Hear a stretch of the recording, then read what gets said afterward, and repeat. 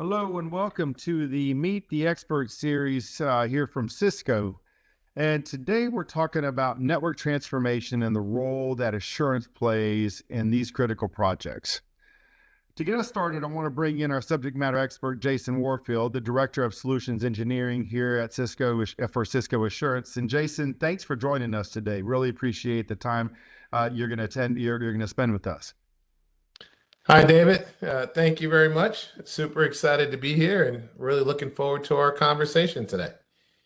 Awesome, awesome. Listen, I know in the time that we spent together, you have immense working knowledge of how people are using assurance, and so I'm excited that we get to share some of those insights today. And we recently rolled out some new thought leadership relating to what we call next generation assurance and the role that it's been playing in network transformation projects, and more specifically, how folks should be thinking about assurance when it comes to campus and branch networks, especially when you think of the mass adoption and the role that AI is playing in people trying to get ready and build their networks for what's to come and how AI is changing all that. And so, whether it's transforming your networks, adopting AI, or even continuation of what's happening with cloud, the stakes are really high, and success, what we've learned, depends on having visibility across everything you own and those that you don't included, because so much sits outside of your span of control right now. And what we've heard from a lot of our Cisco customers, especially in the NetOps and business leaders, is that the insights that they're getting from using tools like ThousandEyes Assurance, as an example, before, during, and after the implementation of some of these transformation projects, has really served to be a critical tool to help operationalize and make the transition much smoother.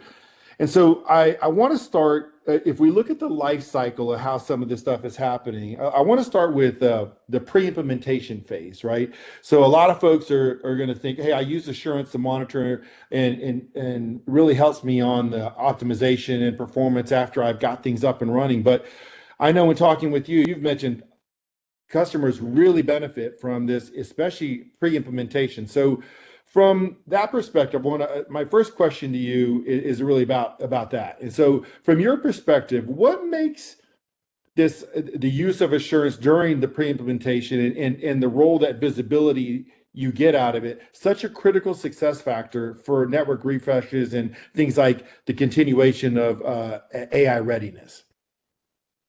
So if you think about it, David, customers are making investments in transformation projects and investing in world-class Cisco hardware and world-class Cisco software, ultimately to deliver world-class experiences to users. And there's no way you can be confident that you're able to do that after you make these major investments if you don't have data and you don't measure and benchmark what performance is like prior to the implementation. So that's why we firmly believe and really work with our customers to challenge them to really integrate assurance into the full life cycle of these transformations, and not just view it as I wouldn't call it an afterthought, but as a post-production set of visibility and processes that they implement. And I'll share with you, one example of why this is important. One of our oil and gas companies was making a major investment to modernize their network. It was a global project. They were investing both in their campus locations as well as the data center. One of the things that occurred during the transition was they took the time to benchmark performance for their critical services, so they knew going in, what the user's experience was like prior to the implementation. And I'll tell you why that proved valuable is, post implementation, as users were coming into the office, they were accessing services across the upgraded network. They were getting complaints around this specific application that the sales team was using to create a customer quote. And a lot of the problems are pointing to the network, which, we know that's an issue. We have t-shirts that say, go ahead, blame the network. But in this case, the network team was very confident in being able to push back and say, we know it's not a network problem, because not only did we baseline performance of the network prior to, and we're baselining and understanding performance now, We also baseline the performance of the critical applications, and this is one of them. So one of the things they were able to do is then actually turn the focus on to that application and then look at it more from an end-to-end service perspective. And we're quickly able to identify an issue with the actual third-party SaaS provider for that application.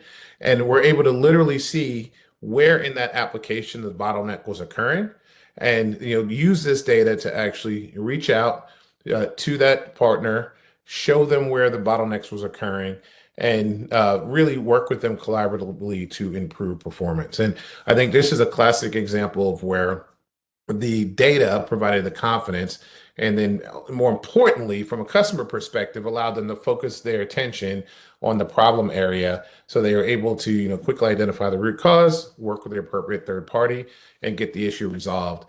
And the last thing I'll highlight is what we're seeing is, disruptions to digital services over 70% of the time is caused by a third party provider. In this case, it was a SaaS provider, but it could be a cloud provider. It could be one of the ISPs that customers are partnering with, or a broader set of ISPs. You got content delivery network providers. There's just a lot of critical third party dependencies now that our stakeholders and our customers are really dependent on. And it's really important to have that full end-to-end view and perspective. Love that. Love that. Actually, it's interesting.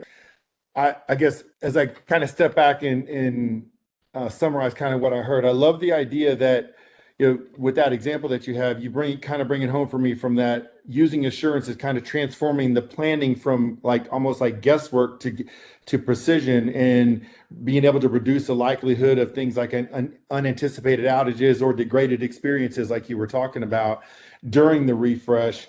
And so, I love how that kind of shifts assurance from something that is post or what maybe people think of it typically as, to really something that becomes very operational and that like a critical tool to the success of making sure these investments that they're making really get to the end game that they want and the outcome.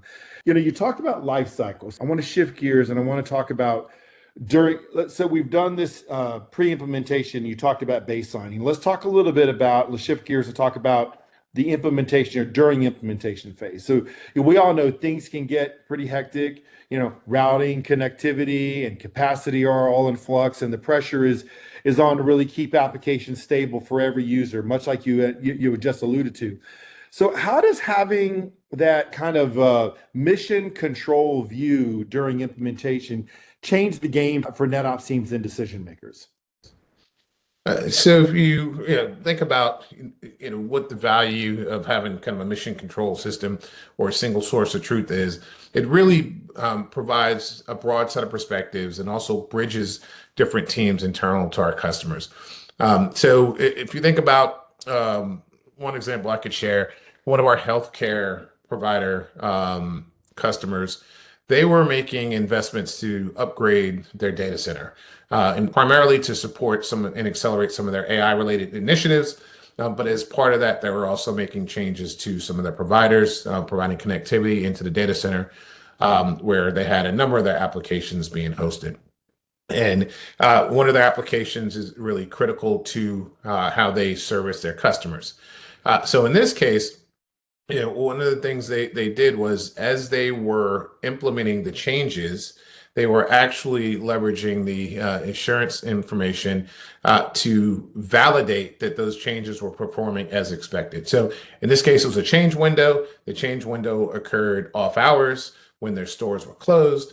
And as they were making the changes to both the network and then the providers that they were pairing with, they were able to immediately identify that there was an impact on the performance of one of the critical applications that are used in the store. In this case, there was no panic. They had the visibility, they had the insight, and they were able to immediately understand that the issue was being caused by one of the providers that they were pairing with in the data center. The provider was, working with them through the implementation. They were able to make the changes they needed to restore the performance. They were able to validate those changes took effect from a store perspective, since they had that full visibility. and then they continued on with the implementation. They were able to finish that implementation well within the time window, and they were fully confident that when the stores opened up later that morning, that they were going to be able to effectively service their customers, which they were. So I think this is just one example of where assurance gives you the confidence to both accelerate and de-risk your initiatives. And when things go wrong, and they do go wrong, right? It's technology. Yeah. In this case, there's a lot of different providers and technology that come together to deliver these services. You have the confidence that you can take the appropriate actions with the appropriate parties to resolve those as efficiently, effectively, and collaboratively as possible. Awesome. Awesome. Three things that kind of stood out when you're just giving that example, that I think for those listening to this, look, if you take anything away, what I really liked about what I heard was this idea that no matter during that example, Assurance was able to provide the continuous visibility across the changing network topology that was occurring there. But I really love you use the word validate. And I think that's a really strong word. So the fact that it's going to give the NetOps teams the confidence to ensure that those SaaS applications and platforms really remain performant during the implementation. But then at the same time, it's able to actually detect any degradation and isolate that root cause really fast. So in those instances, they were able to keep the ball moving, right, as they say, and then successfully get to kind of a steady state for themselves that they were happy with, and it helped their business. So thanks for that. I love the examples that you're bringing. Hence the reason why you are the man when it comes to assurance here at Meet the Experts. I want to talk about post implementation. It's all about validating success and ongoing optimization, and we all know how difficult it is for many organizations. Their investments and budgets have to stretch, and so the ability to validate that your investment is performing better than it did before. You talked about baselining. So I love the idea that you have this continuum that you can continuously use assurance for. I think it's awesome. So my question to you is this. Once the rollout is complete, that you've given several examples, how should organizations approach kind of their ongoing assurance program to maximize the ROI and performance over time in the long term? That's a great question, David. So I'd say a couple of things to think about there is oftentimes we talk about assurance is when things go wrong, can customers quickly identify what the impact is on the business, where the issue is in terms of the technology or the people responsible, and then the root cause, and take the appropriate actions to minimize the impact. So quickly identify and resolve. But really, to me, great practice is using the assurance information to continuously improve performance. So I'll share two very different examples of customers we engage with. One is a financial services company who did not have insurance embedded across their life cycle. So they are migrating an application out of their data center into the cloud. It's a customer-facing banking application. And there's always pressure to move faster.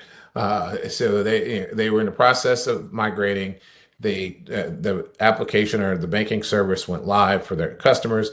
In fairness, they did do some testing, so it wasn't like there was no testing that was done. But when they actually rolled this banking service out into production, what they found was they were getting complaints from customers that the application was either unavailable or in more cases was just very slow to respond, and it was just a high degree of frustration from the customer base. But they couldn't figure out what the issue was because the application looked fine, it was responsive, it was performing. So we got engaged with them, and they literally had dozens of people across their org and provider and the content network provider trying to figure out what was going on. And fortunately, in this case, we were able to help them very quickly identify that the issue was specific to one of their content network delivery providers, and how they were essentially routing customers from specific areas, or I should probably say more inefficiently routing customers from certain parts of the world. And then they were able to use that information, work with them collaboratively to resolve it and restore the performance. But that was something that, and it really could have been easily avoided had they had this visibility throughout the migration. But I'll share another example where For one of our retail customers, they took a very different approach. They leveraged insurance across their modernization efforts. They had done the benchmarking. They leveraged visibility during the deployment. So post implementation, overall, the environment was performing at a high level. The services were responsive. The users were having consistently good experience.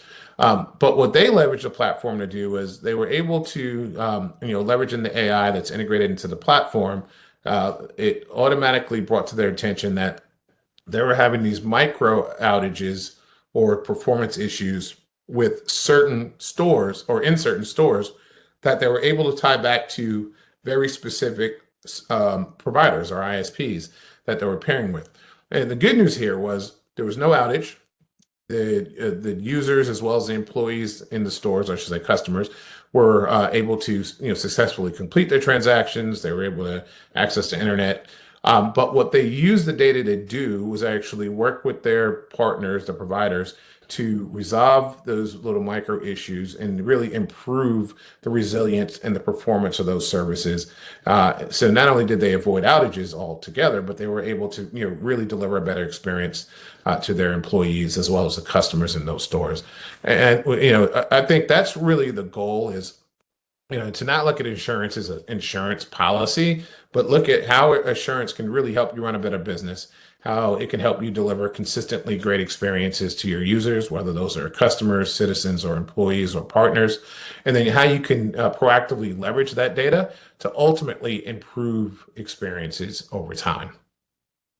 That's all, I can't help but think, as your examples made me really rethink kind of like this is a critical tool that every NetOps team should be thinking about. What I love from a Cisco perspective, with much of the networking technology that folks get, they get access to these capabilities. And so now hopefully those listening to these, they have an opportunity to understand that there's ways in which you can help yourself, right? Especially in these types of large projects and rollouts, right? That you could be using something like Cisco Assurance to kind of help you in your initiatives. And so I know we're winding down here, and I first, Jason, I want to thank you for your time in our discussion today. We talked about several things, here as it relates to importance of the role that assurance plays, and how NetOps teams and decision makers, for that matter, right, as they undertake these networking refresh initiatives, what a key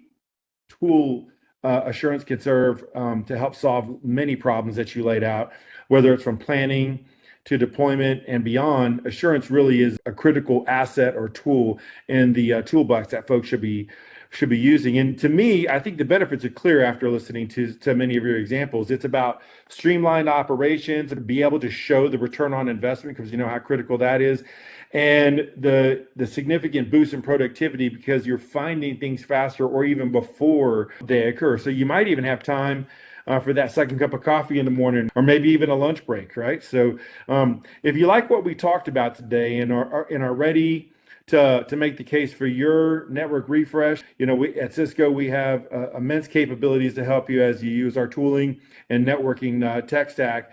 We'd love the opportunity to talk with you. We invite you to download the ebook that has much of what we talked about today. It's on next generation assurance for campus and branch networks. And so we invite you to go to our website, download that. And should you want to reach out to Jason or myself, we invite you to hit us up on LinkedIn. We'd love the opportunity to build relationships with you. And with that, this is going to conclude our session. And Jason, I want to thank you again for your time. Absolutely, David, and enjoy the conversation. Thank All you. right. Thank you very much.